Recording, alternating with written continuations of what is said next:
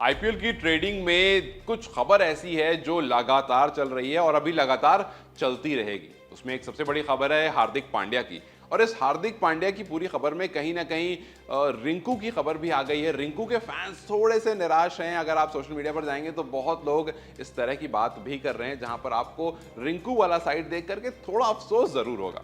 चलिए आपको पूरा विस्तार में बताते हैं। तो बात सबसे पहले ये हुई कि हार्दिक पांड्या गुजरात टाइटंस के पास थे। हार्दिक पांड्या ने गुजरात टाइटंस को 2 सीजन जिताया, अच्छा उनका सीजन रहा। उसके बाद वो 15 सीआर में उनके पास थे, लेकिन इस सीजन को स्टार्ट होने से पहले मुंबई ने इंटरेस्ट दिखाया। मुंबई ने उनको 15 सीआर में ले लिया। हालांकि 1-2 दिन बाद चली मीटिंग चली, एक बार ऐसा भी हुआ कि उन्होंने वापस से रिटेन कर लिया, बट क्योंकि ट्रेडिंग ऑन थी तो उस ट्रेडिंग ऑन के दौरान ट्रेडिंग हुई और 15 करोड़ में मुंबई इंडियंस ने हार्दिक पांड्या को दोबारा बुला लिया। लेकिन इस बारे में बात करते हुए गुजरात के डायरेक्टर ने कहा कि हार्दिक ने वहां जाने की खुद इच्छा जाहिर करी थी। हार्दिक ने हमसे बताया कि वो जाना चाहते हैं मुंबई में। उसके बाद हमने उनके डिसीजन को रिस्पेक्ट करा। लेकिन इन सबके बीच में बात यह आ गई कि जी जो अच्छा खिलाड़ी होता है उसको अच्छी रकम मिलती है। तो हार्दिक पांड्या अच्छे खिलाड़ी हैं, उनको 15 करोड़ रुपए मिल रहे हैं। लेकिन वहीं दूसरी तरफ एक और खिलाड़ी है, उसका नाम है रिंकू सिंह। लेकिन क्या आपको यह पता है रिंकू सिंह की रकम कितनी है? रिंकू सिंह की रकम है महज 55 लाख रुपए। जी हाँ, रिंकू सिंह 55 और हार्दिक पांड्या 15 करोड़ रुपए। तो इनमें जो डिफरेंस है वो बहुत मेजर है। लेकिन इस पूरे मेजर डिफरेंस में अगर आप कहीं ना कहीं उनकी परफॉर्मेंस देखेंगे तो आप कह सकते हैं कि रिंकू सिंह की परफॉर्मेंस जो है वो नॉट सो बैड है। हार्दिक पांड्या क्योंकि ऑलराउंडर है इसलिए उनकी सूची में नाम काफी ऊपर रहेगा, लेकिन रिंकू ने ओवर द टाइम जिस तरह से परफॉर्म करा है वो काफी अच्छा है। आपको थोड़ा सा रिंकू के बारे में बताता हूं।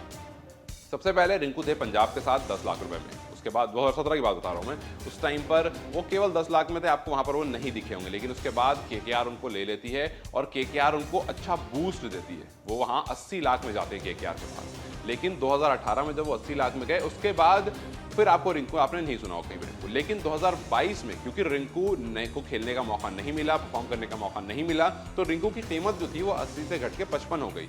लेकिन इस बार जब 55 में 2022 में 55 लाख में केकेआर ने उनको खरीदा तो वहां से कहीं ना कहीं रिंकू ने परफॉर्मेंस शुरू करी। रिंकू अलग अलग प्लेटफॉर्म परफॉर्म कर रहे थे और हम आप भले उनको आईपीएल में परफॉर्म करते हुए नहीं दिख रहे थे, हम आप भले उनको आईपीएल में उस 5 छक्के से याद करते हैं, लेकिन रिंकू ने उससे पहले भी परफॉर्मेंस दी है।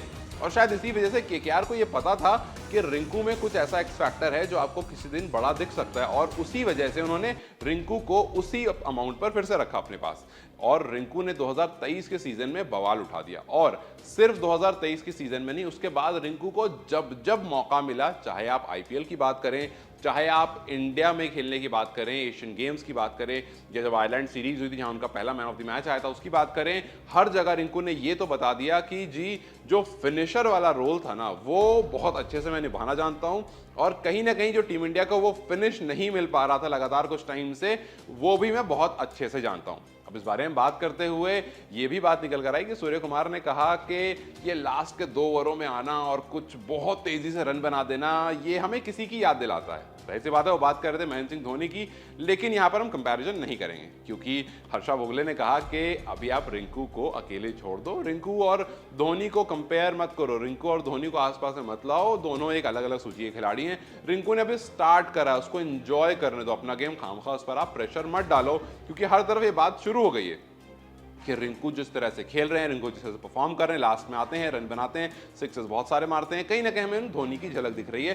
तो हर्षा ने कहा कि आप प्लीज अभी रिंकू को अलग रहने दीजिए और रिंकू जिस तरह से खेल रहे हैं उनको एंजॉय करने दीजिए उस चीज को। लेकिन इन सब बीच में लोगों ने ये कहा कि ये कहीं ना कहीं ये तो नाइंसाफी है ना उस खिलाड़ी के साथ जो out of the box perform कर रहा है। आप रिंकू से एक्सपेक्ट करते हैं 2 छक्के, तो रिंकू लगा कर आते हैं 4 छक्के।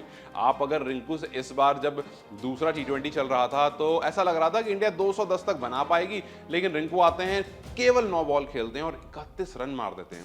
तो 9 बॉल में 31 रन मारता है वो खिलाड़ी 3-350 के एवरेज से और 3-350 के स्ट्राइक रेट से, और उसके बाद जो स्कोर 210 दिख रहा था वो 235 पहुंच जाता है। तो रिंकू लगातार परफॉर्म कर रहे हैं, लगातार नॉट आउट भी जा रहे हैं, और इसी वजह से जो सवाल उठ रहा है वो ये कि क्या वाकई 55 लाख रुपए रिंकू के लिए इनफ हैं? जिस तरह से वो परफॉर्म कर रहे हैं, क्या 55 पर रिटेन करना उनको सही है? मतलब उनके पास ऑप्शन ये भी तो है कि वो निकल जाएं केकेआर से बाहर, ऑक्शन में अपने आप को रख दें, क्योंकि आप किसी प्लेयर को रिटेन करते हो या ट्रेड करते हो तो उसमें प्लेयर की रजामंदी होनी बहुत ज़रूरी है। तो अगर वाकई रिंकू को अपने आप महत्व पता है तो क्या रिंकू को केकेआर से निकल जाना चाहिए और उसके बाद अपने आप को ऑक्शन में खड़ा करना चाहिए और वहां से एक बार फिर उनका ऑक्शन होगा।